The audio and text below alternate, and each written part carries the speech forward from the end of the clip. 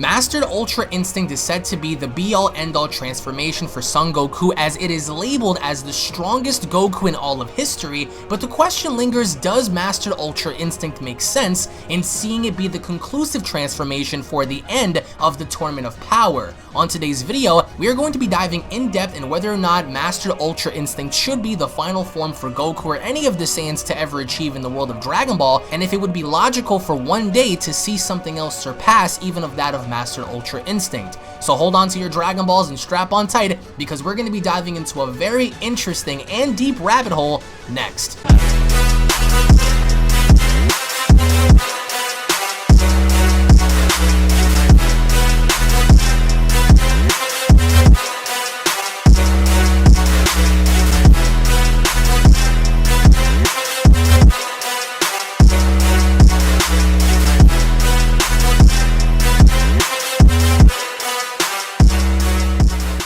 If you are new to this channel and enjoy what you see, then don't forget to punch that subscribe button and turn on all notifications by clicking on the bell icon to receive new and daily content on your mobile devices, desktops, and services that I provide, along with following me on these social media platforms to stay connected with me at all times. Thank you so much for your continued support. Now let's begin. With the introduction of Mastered Ultra Instinct Goku in Dragon Ball Super's Tournament of Power finale, the fandom is completely torn on whether or not to accept the idea that Goku has now achieved the level that makes him pretty much indestructible in the world of Dragon Ball. And joining me here today to talk about the concept of Mastered Ultra Instinct is my good friend SuperSaiyanPaul. Now Paul, I wanted to ask you about your thoughts on this form, because to me, to lay it all out there, I do believe that going forward in the future of Dragon Ball, to me, Mastered Ultra Instinct ought to be the last form, the last level that any of the Saiyans, including Goku, ever achieved. Now, the reason for that is because we've seen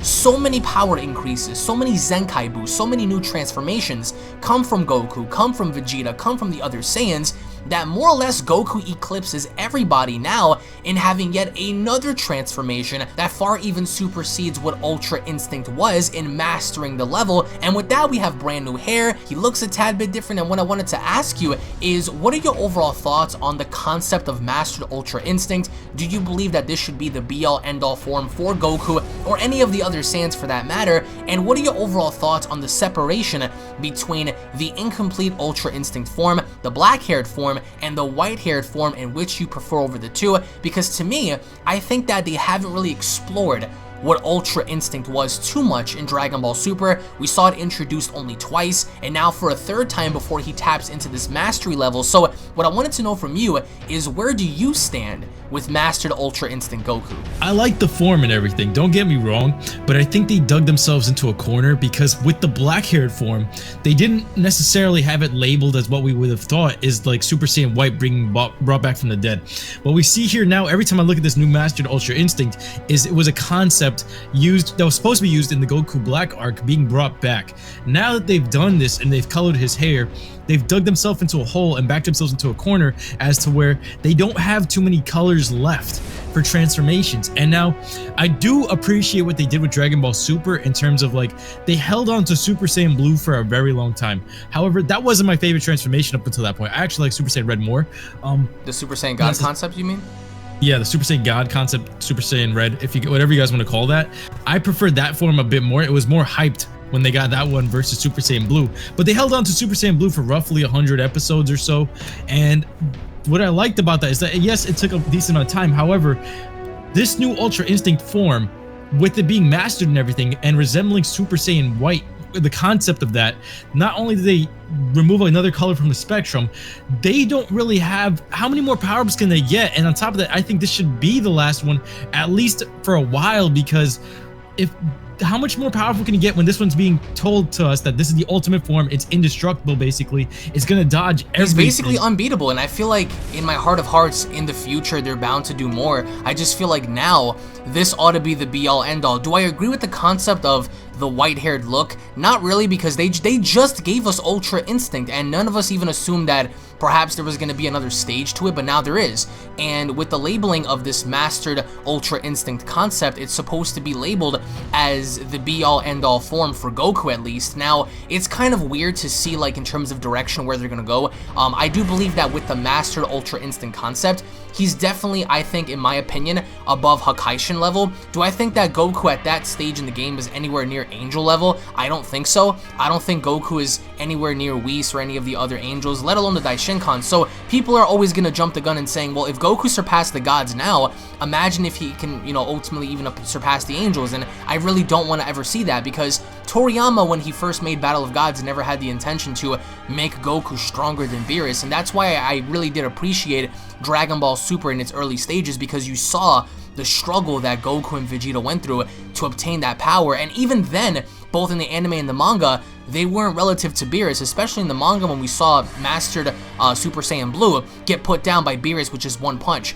We never saw them actually collide in Dragon Ball Super, and a lot of people speculated that perhaps maybe with Super Saiyan Blue, you know, in Goku's case stacked up with Kaioken, it could have gave Beerus a run for his money. Then people were talking about Ultra Instinct, and now we have the Mastered Ultra Instinct concept. And as you said, this was planned 2 years ago when Toryotaro asked Toriyama about the blue-haired concept, and Toriyama originally wanted to do the white-haired concept, but he held back because it would be a direct color conflict with the main enemy at the time, that being Zamasu. So what I wanted to ask you is, do you favor the black-haired form or the mastered white-haired form going into the finale of the tournament? Because it's very unique in the idea and the direction that they're going in, because with them labeling Goku as the strongest Goku in history, that puts all debates, you know, just out of the question. Like, every single debate on whether or not this Goku's stronger or that Goku's stronger, it's out the question. Super Saiyan 4, Super Saiyan 3, Super Saiyan God, whatever the case may be, this mastery of Ultra Instinct puts him above anything else. However,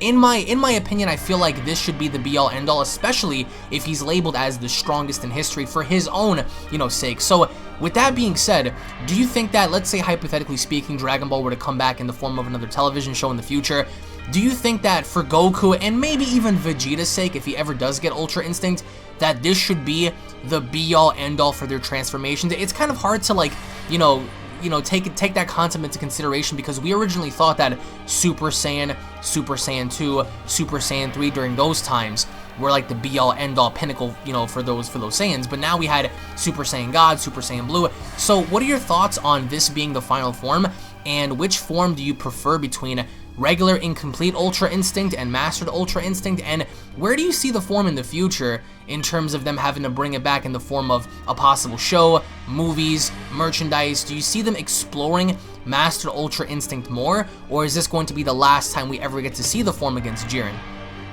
I feel like I actually appreciated the black-haired form a bit more at the time. The new form is starting to grow on me, but with the black-haired form, it really separated itself from the Super Saiyan transformation. Even though this new form of Ultra Instinct isn't Super Saiyan, I still see the concept of what it was originally all the time now. And yes, it kind of resembles to me wisdom and stuff like that, but this definitely, in my eyes, should be the final form. Is it going to be that? No, because that's not the Dragon Ball Z formula. That's not the Dragon Ball formula at all. They're gonna have to go above and beyond this, but they're digging themselves into a hole here. Now, with how this form is going to play out, I want to see it featured more, but with the show ending, it's weird, because with us getting a hair color change, it's like we just got Super Saiyan 1 and 2 within like the same arc. That's like how fast this pacing was. Like if you go back to Dragon Ball Z, imagine if Goku went Super Saiyan 2 or Super Saiyan 3 during the Frieza fight. That's kind of how fast this just went by us. And that's one of the things that I think a lot of people are going to hate. And plus, a lot of things were rushed in this tournament, but for them to rush this form, that's debatable on what people would see it as. If people wanted a new form in terms of this, or if they wanted like the basic, more watered down design and just leave the aura the way it was. That's up to the fans, but I honestly think it was rushed. What I would have liked to see is more of this, but I'm thinking that this is going to have to be featured in the movie. If not, this form is being brought out for no reason, and it's not enough hype to be surrounded around it, because, like, why would they bring this out for only 2 episodes? It's only going to be featured for, like, what, 2 episodes of the entire series? Yeah, just about. And it's going to be featured in the finale, but the thing for me is, if you're going to introduce something, why not take your time in developing that transformation? As an example, We had that happen with Super Saiyan, Super Saiyan 2, you know, arguably Super Saiyan 3 as well back in Dragon Ball Z when he fought Kid Buu and all variations of Majin Buu. I just feel like, you know, to that extent, it's more or less kind of like, it's demeaning now. It's like everyone has all these transformations and there's no real value in anybody having something permanent to where it's marked as like the strongest for that said character. For example, we saw Vegeta achieve a brand new transformation. Even till this day, we don't know exactly where he is in comparison to being relevant to Kaioken or whatever. People can make the assumption in saying that he is relevant to Kaioken, but that's only based on assumption. We don't really have like any sort of Daizenshuu or a guide that gives us like accurate depictions as to where these forms stand. But with Mastered Ultra Instinct, I feel like this form, as cool as it looks, because his shirt's torn, the white hair is there, I just feel like in terms of design, it's so poorly done. And I'm not just saying that looking at it from like, you know, a standpoint to where I wanted to see Goku have spikes or like, you know, markings on his body, but they could have done something different, you know. And I understand they want to go on ahead and sell the product in terms of marketing, DLC, you know, action figure, shirts, and don't get me wrong, the form looks cool, but it looks so basic.